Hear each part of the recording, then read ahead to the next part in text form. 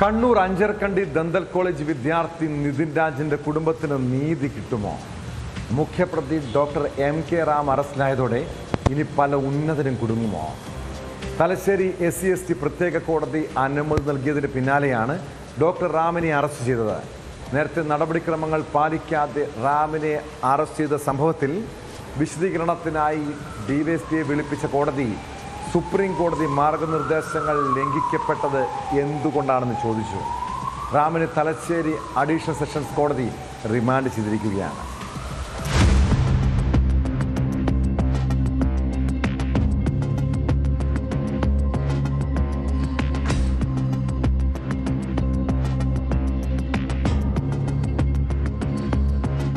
ഉച്ചയ്ക്ക് ശേഷം 2:30യോടെയാണ് doctor MK Ram Kannur crime branch ഓഫീസിലെത്തിയത്. റാമിനെ വീണ്ടും അറസ്റ്റ് ചെയ്യുന്നതിനായി പോലീസ് സംഘം കോടതിയുടെ അനുമതിക്ക് കാത്തിരിക്കുന്നതിനിടെയായിരുന്നു ഇത്. അറസ്റ്റിനായുള്ള ക്രൈംബ്രാഞ്ചിന്റെ അപേക്ഷ Thalassery additional sessions and SC/ST കോടതി അനുവദിച്ചതിന് പിന്നാലെയാണ് അറസ്റ്റ് രേഖപ്പെടുത്തിയത്. ഗ്രൗണ്ട് ഓഫ് അറസ്റ്റ് വിവരങ്ങൾ പ്രതിയെ രേഖാമൂലം അറിയിച്ചതായി പ്രോസിക്യൂഷൻ രാവിലെ കോടതിയെ അറിയിച്ചിരുന്നു. അറസ്റ്റിൽ എതിർപ്പില്ലെന്ന് ഡോക്ടർ റാമിന്റെ അഭിഭാഷകനും കോടതിയിൽ പറഞ്ഞു. കേസ് പരിഗണിച്ച തലശ്ശേരി അഡീഷണൽ സെഷൻസ് കോടതി റാമിനെ അറസ്റ്റ് ചെയ്ത മുൻ അന്വേഷണ സംഘത്തലവൻ സുധീർ കല്ലനെ വിളിച്ചു വരുത്തി. വാക്കാൽ ഗ്രൗണ്ട് ഓഫ് അറസ്റ്റ് അറിയിച്ചിരുന്നുവെന്ന് DYSP കോടതിയിൽ പറഞ്ഞെങ്കിലും വാക്കാൽ പോരെന്ന് കോടതി ഓർമ്മിപ്പിക്കുകയും ചെയ്തു. ഉദ്യോഗസ്ഥന്റെ രേഖാമൂലമുള്ള വിശദീകരണം പരിശോധിച്ച ശേഷമാണ് കോടതി അറസ്റ്റിന് അനുമതി നൽകിയത്.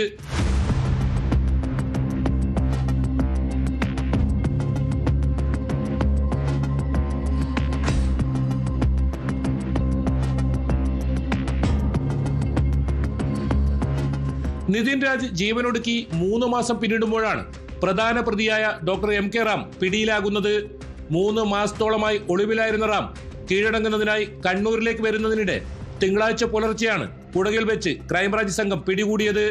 തുടർന്ന് വൈകിട്ടോടെ തലശ്ശേരി കോടതിയിൽ ഹാജരാക്കിയെങ്കിലും അറസ്റ്റ് റദ്ദാക്കിയ കോടതി റാമിനെ വിട്ടയച്ചു. നടപടിക്രമങ്ങൾ പാലിക്കാതെയാണ് അറസ്റ്റ് എന്ന പ്രതിഭാഗം വാദം അംഗീകരിച്ചായിരുന്നു ഇത്. നിതിൻ രാജിനെ മാനസികമായി ബുദ്ധിമുട്ടിച്ചില്ലെന്നാണ് റാം അന്വേഷണ സംഘത്തിന് മൊഴി നൽകിയത്. വകുപ്പ് മേധാവി എന്ന നിലയിൽ മാർക്ക് കുറഞ്ഞ കുട്ടികളെ ശാസിച്ചിട്ടുണ്ടെന്നും ആരെയും ജാതീയമായി അധിക്ഷേപിച്ചിട്ടില്ലെന്നും റാം അന്വേഷണ സംഘത്തോട് പറഞ്ഞു. മുൻകൂർ ജാമ്യാപേക്ഷ സുപ്രീം കോടതി തള്ളിയതിന് പിന്നാലെയാണ് റാമിനായി ക്രൈംബ്രാഞ്ച് അന്വേഷണം ഊർജിതമാക്കിയത്.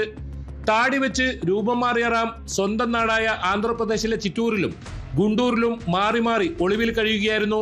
റാമിന്റെ അറസ്റ്റിൽ വീഴ്ച വരുത്തിയതിന് ഹൈക്കോടതിയിൽ നിന്നുൾപ്പെടെ ക്രൈംബ്രാഞ്ചിന് രൂക്ഷ വിമർശനം നേരിടേണ്ടി വന്നിരുന്നു.